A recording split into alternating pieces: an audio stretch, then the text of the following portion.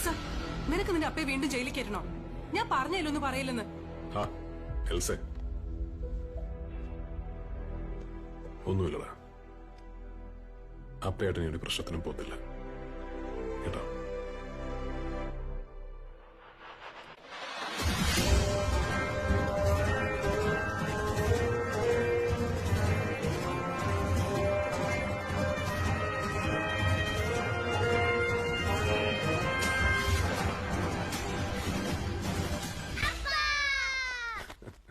കുഞ്ഞോളെ, ചാക്കോച്ച, അപ്പ ഇനി ഞങ്ങളെ വിട്ടേച്ച് പോവോ?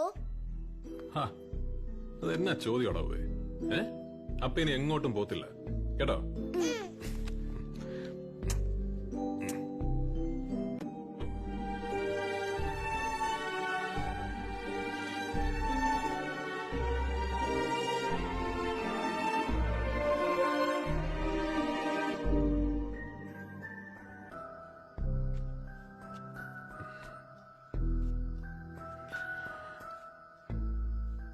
പിള്ളേരിറങ്ങിയോടെ?